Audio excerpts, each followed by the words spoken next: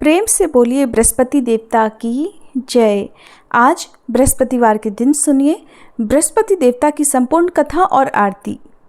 पौराणिक कथा के अनुसार प्राचीन समय की बात है। भारतवर्ष में एक प्रतापी और दानी राजा राज्य करता था। वह नित्य गरीबों और ब्राह्मणों की सहायता करता था, परंतु ये बात उसकी रानी को अच्छी नहीं लगती थी। वह ना तो गरीबों को दान देती, ना ही भगवान का पूजन करती और राजा को भी दान देने से मना किया करती थी। एक दिन राजा शिकार खेलने वन को गए हुए थे, तो रानी महल में अकेली थी। उसी समय बृहस्पति देव साधु वेश में राजा के महल में भिक्षा के लिए गए और भिक्षा मांगी। तब रानी ने भिक्षा देने से इनकार कर दिया और कहने लगी, हे साधु महाराज, मैं तो इस दान पुण्य से तंग आ गई हूँ। मेरा पति सारा धन लुटाते रहते हैं। मेरी इच्छा है कि हमारा धन नष्ट हो जाए, फिर न रहेगा बांस और न बचेगी बांसुरी। साधु ने कहा, देवी, तुम तो बड़ी विचित्र हो। धन संतान तो सभी चाहते हैं, पुत्र और लक्ष्मी तो पापी के घर भी होनी चाहिए। यदि तुम्हारे पास अधिक धन है तो भूखों को भोजन दो, प्यासों के लिए प्याऊ बनवाओ, मुसाफिरों के लिए धर्मशालाएं खुलवाओ। जो निर्धन अपनी कुंवारी कन्याओं का विवाह नहीं कर सकते, उनका विवाह करा दो। ऐसे और कई काम हैं जिनके करने से तुम्हारा यश लोक परलोक में फैलेगा। परंतु रानी पर उपदेश का कोई प्रभाव नहीं पड़ा। वो बोली, महाराज, आप मुझे कुछ मत समझाइए। मैं ऐसा धन नहीं चाहती जो हर जगह बांटती फिरूं। साधु ने उत्तर दिया, यदि तुम्हारी ऐसी इच्छा है तो फिर तथास्तु। तुम ऐसा करना कि बृहस्पतिवार को घर लीपकर पीली मिट्टी से अपना सिर धोकर स्नान करना, भट्टी चढ़ाकर कपड़े धोना। ऐसा करने से आपका सारा धन नष्ट हो जाएगा। ऐसा कहकर साधु महाराज वहां से आलोप हो गए। साधु के अनुसार कई बातों को पूरा करते हुए रानी को केवल 3 बृहस्पतिवार ही बीते थे कि उनकी सारी धन संपत्ति नष्ट हो गई और भोजन के लिए राजा का परिवार तरसने लगा। तब एक दिन राजा ने रानी से कहा, हे रानी, तुम यहीं पर रहो, मैं दूसरे देश को जाता हूँ, क्योंकि यहाँ पर सभी लोग मुझे जानते हैं, इसलिए मैं कोई छोटा काम नहीं कर सकता। ऐसा कहकर राजा परदेश चला गया। अब वहां वो जंगल से लकड़ियां काट कर लाता और शहर में बेचता। इस तरह वह अपना जीवन व्यतीत करने लगा। इधर राजा के परदेश जाते ही रानी और दासी दुखी रहने लगी। एक बार जब रानी और दासी को 7 दिन तक बिना भोजन के रहना पड़ा, तो रानी ने अपनी दासी से कहा, दासी, पास ही के नगर में मेरी बहन रहती है, वह बड़ी धनवान है। तू उसके पास जा और कुछ ले आ, ताकि थोड़ी बहुत गुजर बसर हो जाए। दासी रानी की बहन के पास गई।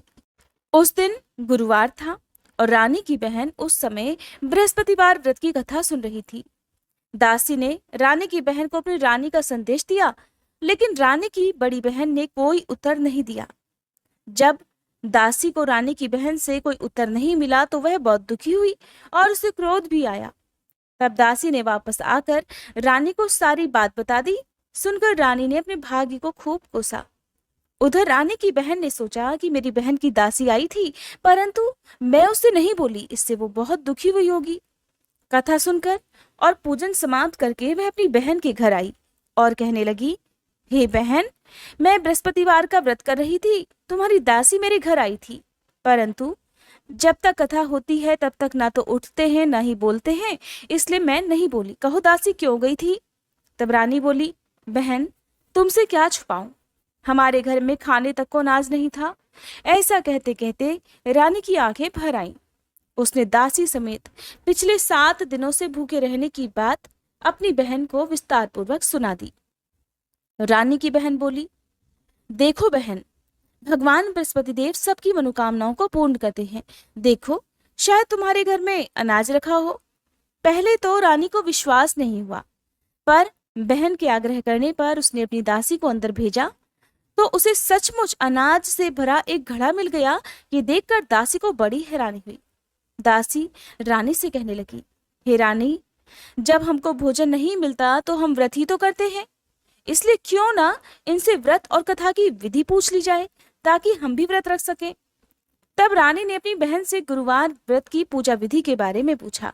उसकी बहन ने बताया, बृहस्पतिवार के व्रत में चने की दाल और मुनक्का से विष्णु भगवान का केले की जड़ में पूजन करें तथा दीपक जलाएं, व्रत की कथा सुने और पीला ही भोजन करें। इससे बृहस्पति देव प्रसन्न होते हैं। व्रत और पूजन विधि बताकर रानी की बहन अपने घर को लौट गई। 7 दिन के बाद जब गुरुवार आया तो रानी और दासी ने व्रत रखा। घुड़साल में जाकर चना और गुड़ लेकर आई। फिर उसने केले की जड़ का पूजन किया तथा विष्णु भगवान की कथा की और आरती की। अब पीला भोजन कहाँ से आए, इस बात को लेकर दोनों बड़ी दुखी थी, क्योंकि उन्होंने व्रत रखा था। इसलिए बृहस्पति देव उनसे प्रसन्न थे और वे एक साधारण व्यक्ति का रूप धरकर 2 थालों में सुंदर पीला भोजन दासी को दे गए। भोजन पाकर दासी बहुत प्रसन्न हुई और फिर रानी के साथ मिलकर भोजन ग्रहण किया। उसके बाद से वे सभी गुरुवार को व्रत और पूजन करने लगी। बृहस्पति भगवान की कृपा से उनके पास फिर से धन संपत्ति आ गई, परंतु रानी फिर से पहले की तरह आलस्य करने लगी। ये देखकर दासी बोली, देखो रानी, तुम पहले भी इसी प्रकार आलस्य करती थी। तुम्हें धन रखने में कष्ट होता था, इस कारण सभी धन नष्ट हो गया। अब जब भगवान बृहस्पति की कृपा से हमें धन मिला है तो तुम्हें फिर से आलस्य होता है। रानी को समझाते हुए दासी कहने लगी कि रानी, बड़ी मुसीबतों के बाद हमने ये धन पाया है, इसलिए हमें दान पुण्य करना चाहिए, भूखे मनुष्यों को भोजन कराना चाहिए और धन को शुभ कार्यों में खर्च करना चाहिए, जिससे तुम्हारे कुल का यश बढ़ेगा, स्वर्ग की प्राप्ति होगी और तुम्हारे पितर भी प्रसन्न होंगे। दासी की बात सुनकर और मानकर रानी अपना धन शुभ कार्यों में खर्च करने लगी, जिससे पूरे नगर में उसका यश फैलने लगा। एक दिन रानी और दासी आपस में विचार करने लगी कि न जाने राजा किस दशा में होंगे, उनकी कोई खोज खबर भी नहीं है। उन्होंने श्रद्धा पूर्वक बृहस्पति भगवान से प्रार्थना की कि राजा जहां कहीं भी हो शीघ्र वापस आ जाएं। उधर राजा परदेश में बहुत दुखी रहने लगा। वह प्रतिदिन जंगल से लकड़ियां बीनकर लाता और उसे शहर में बेचकर अपने दुखी जीवन को बड़ी कठिनता से व्यतीत कर रहा था। एक दिन दुखी होकर अपनी पुरानी बातों को याद करके वह राजा रोने लगा और उदास हो गया। उसी समय राजा के पास बृहस्पति देव साधु के वेश में आकर बोले, हे लकड़हारे, तुम इस सुनसान जंगल में किस चिंता में बैठे हो, मुझे बतलाओ। ये सुनकर राजा की आंखों में आंसू भर आए। साधु की वंदना कर राजा ने अपनी संपूर्ण कहानी सुना दी। महात्मा दयालु होते हैं। वे राजा से बोले, हे राजा, तुम्हारी पत्नी ने बृहस्पति देव के प्रति अपराध किया था, जिसके कारण तुम्हारी ये दशा हुई। अब तुम चिंता मत करो, भगवान तुम्हें पहले से भी अधिक धन देंगे। देखो, तुम्हारी पत्नी ने बृहस्पतिवार का व्रत आरंभ कर दिया है। अब तुम भी बृहस्पतिवार का व्रत करके चने की दाल और गुड़ जल के लोटे में डालकर केले का पूजन करो, फिर कथा कहो या सुनो। भगवान तुम्हारी सभी मनोकामनाओं को पूर्ण करेंगे। साधु की बात सुनकर राजा बोला, हे प्रभु, लकड़ी बेचकर तो इतना पैसा मुझे नहीं मिलता जिससे भोजन करने के बाद मैं कुछ बचा सकूं, और मैंने रात को अपनी रानी को व्याकुल देखा है। मेरे पास कोई साधन नहीं जिससे उसका समाचार जान सकूं। फिर मैं कौन सी कहानी कहूं, ये भी मुझे नहीं मालूम। साधु ने कहा, हे राजा, मन में बृहस्पति भगवान के पूजन व्रत का निश्चय करो, वे स्वयं ही तुम्हारे लिए कोई ना कोई राह बना देंगे। बृहस्पतिवार के दिन तुम रोजाना की तरह लकड़ियां लेकर शहर में जाना। तुम्हें रोज से 2 गुना धन प्राप्त होगा, जिससे तुम भलीभांति भोजन कर लोगे और बृहस्पति देव की पूजा का सामान भी आ जाएगा। और तुमने बृहस्पतिवार की जो कहानी के बारे में पूछा है वो इस प्रकार है।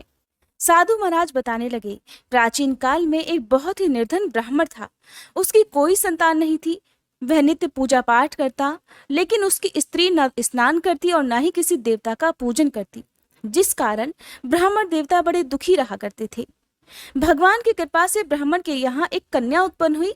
वह कन्या धीरे धीरे बड़ी होने लगी। प्रातः स्नान करके वह भगवान विष्णु का जप करती, बृहस्पतिवार का व्रत भी रखने लगी। पूजा पाठ समाप्त कर पाठशाला जाती तो अपनी मुट्ठी में जौ भरकर ले जाती और पाठशाला के मार्ग में डालती जाती। लौटते समय वही जौ स्वर्ण के हो जाते तो उन्हें बीन कर घर ले आती। एक दिन वह बालिका सूप में सोने के जौ को फटक कर साफ कर रही थी। तभी उसकी माँ ने देख लिया और कहने लगी, बेटी, सोने के जौ को फटकने के लिए सोने का सूप भी तो होना चाहिए। दूसरे दिन गुरुवार था। कन्या ने व्रत रखा और बृहस्पति देव से सोने का सूप देने की प्रार्थना की। बृहस्पति देव ने उसकी प्रार्थना स्वीकार कर ली। रोजाना की तरह वह बालिका जौ फैलाती हुई पाठशाला गई। पाठशाला से लौटकर जब वह जौ बीन रही थी तो बृहस्पति देव की कृपा से उसे सोने का सूप भी मिल गया। उसे वह घर ले आई और उससे जौ साफ करने लगी, परंतु उसकी माँ का वही ढंग रहा। एक दिन की बात है, वह कन्या सोने के सूप में जौ साफ कर रही थी। उसी समय उस नगर का राजकुमार वहां से निकला। कन्या के रूप और काम को देखकर वह उस पर मोहित हो गया। राजमहल आकर वह भोजन और जल त्याग कर उदास होकर लेट गया। राजा को जब राजकुमार द्वारा अन्न जल त्यागने का समाचार मिला तो अपने मंत्रियों के साथ वह अपने पुत्र के पास गया और कारण पूछा। राजकुमार ने राजा को उस लड़की के घर का पता भी बतला दिया। तब मंत्री उस लड़की के घर गया। मंत्री ने ब्राह्मण के सामने राजा की ओर से निवेदन किया। कुछ ही दिनों बाद ब्राह्मण की कन्या का विवाह राजकुमार के साथ संपन्न हो गया। उधर कन्या के घर से जाते ही ब्राह्मण देवता के घर में पहले की भांति गरीबी का निवास हो गया। फिर एक दिन दुखी होकर वह ब्राह्मण अपनी पुत्री से मिलने गया। बेटी ने पिता की अवस्था को देखा और अपनी माँ का हाल पूछा तो ब्राह्मण ने सभी हाल कह सुनाया। तब कन्या ने बहुत सारा धन देकर अपने पिता को विदा कर दिया। लेकिन कुछ दिनों के बाद फिर वही हाल हुआ। ब्राह्मण फिर अपनी कन्या के यहाँ गया और सभी हाल कहा तो पुत्री बोली, हे पिताजी, अब की बार आप माताजी को यहाँ लिवा लाओ। मैं उन्हें वह विधि बता दूंगी जिससे गरीबी दूर हो जाए। ब्राह्मण देवता अपनी पत्नी को साथ लेकर अपनी पुत्री के पास राजमहल पहुंचे तो पुत्री अपनी माँ को समझाने लगी, हे माँ, तुम प्रातःकाल स्नानादि करके विष्णु भगवान का पूजन करो तो सब दरिद्रता दूर हो जाएगी। परंतु उसकी माँ ने उसकी एक भी बात नहीं मानी। वह प्रातःकाल उठकर अपनी पुत्री की बची जूठन को खा लिया करती थी। एक दिन उसकी पुत्री को बहुत गुस्सा आया और उसने अपनी माँ को एक कोठरी में बंद कर दिया। प्रातःकाल उसे स्नानादि कराकर पूजा पाठ करवाया तो उसकी माँ की बुद्धि ठीक हो गई। इसके बाद वह नियम से पूजा पाठ करने लगी और हर बृहस्पतिवार को व्रत भी करने लगी। इस व्रत के प्रभाव से मृत्यु के बाद वह स्वर्ग को गई। वह ब्राह्मण भी सुख पूर्वक इस लोक का सुख भोग कर स्वर्ग को प्राप्त हुआ। इस तरह कहानी कहकर साधु बने बृहस्पति देव वहां से आलोप हो गए। धीरे धीरे समय बीतने पर फिर वही बृहस्पतिवार का दिन आया। राजा जंगल से लकड़ी काटकर शहर में बेचने गया। उसे उस दिन और दिनों से अधिक धन मिला। राजा ने चना, गुड़ आदि लाकर बृहस्पतिवार का व्रत किया। उस दिन से उसके सभी क्लेश दूर हुए। परंतु जब अगले गुरुवार का दिन आया तो वह बृहस्पतिवार का व्रत करना भूल गया। इसी कारण बृहस्पति भगवान नाराज हो गए। उस दिन उस नगर के राजा ने विशाल यज्ञ का आयोजन किया था तथा अपने समस्त राज्य में घोषणा करवा दी कि सभी मेरे यहाँ भोजन करने आए, किसी के घर चूल्हा ना जले। इस आज्ञा को जो न मानेगा उसको फांसी की सजा दी जाएगी। राजा की आज्ञा अनुसार राज्य के सभी लोग राजा के भोज में आमंत्रित हुए, लेकिन लकड़हारा कुछ देर से पहुंचा, इसलिए राजा उसे अपने साथ महल में ले गए। जब राजा लकड़हारे को भोजन करा रहे थे तो रानी की दृष्टि उस खूंटी पर पड़ी जिस पर उसका हार लटका हुआ था। उसे हार खूंटी पर लटका हुआ दिखाई नहीं दिया। रानी ने सोचा कि मेरा हार इसी लकड़हारे ने चुरा लिया है और उसी समय सैनिकों को बुलवाकर उसे जेल में डलवा दिया। लकड़हारा जेल में विचार करने लगा कि न जाने कौन से पूर्व जन्म के कर्मों से मुझे ये दुख प्राप्त हुआ है, और जंगल में मिले साधु महाराज को याद करने लगा। तत्काल बृहस्पति देव साधु के रूप में प्रकट हो गए और कहने लगे, अरे मूर्ख, तूने बृहस्पति देवता की कथा नहीं की, उसी कारण तुझे ये दुख प्राप्त हुआ है। अब चिंता मत कर, बृहस्पतिवार के दिन जेल खाने के दरवाजे पर तुझे 4 पैसे पड़े मिलेंगे। उनसे तू बृहस्पतिवार की पूजा करना तो तेरे सभी कष्ट दूर हो जाएंगे। अगले बृहस्पतिवार को उसे जेल के द्वार पर 4 पैसे पड़े मिले।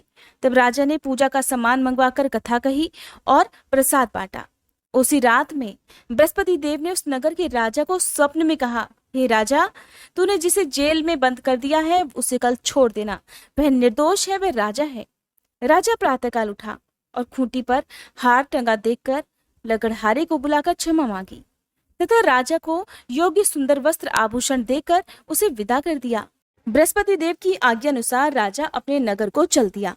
राजा जब नगर के निकट पहुंचा तो उसे बड़ा ही आश्चर्य हुआ। नगर में पहले से अधिक बाग, तालाब और कुएं तथा बहुत सी धर्मशालाएं, मंदिर आदि बने हुए थे। राजा ने पूछा, ये किसका बाग और धर्मशाला है? तब नगर के सभी लोग कहने लगे, ये सब तो रानी और दासी ने बनवाए हैं। राजा को यह सुनकर आश्चर्य हुआ और गुस्सा भी आया कि उसकी अनुपस्थिति में रानी के पास इतना धन कहाँ से आया होगा। उधर जब रानी ने यह खबर सुनी कि राजा आ रहे हैं तो उसने अपनी दासी से कहा, हे दासी देख, राजा हमको कितनी बुरी हालत में छोड़ गए थे। वो हमारी ऐसी हालत देखकर लौट ना जाए, इसलिए तू दरवाजे पर खड़ी हो जा। रानी की आज्ञा अनुसार दासी दरवाजे पर खड़ी हो गई और जब राजा आए तो उन्हें अपने साथ महल में लिवा लाई। तब राजा ने क्रोध करके अपनी तलवार निकाली और पूछने लगा, बताओ ये धन तुम्हें कैसे प्राप्त हुआ है। तब रानी ने सारी कथा कह सुनाई।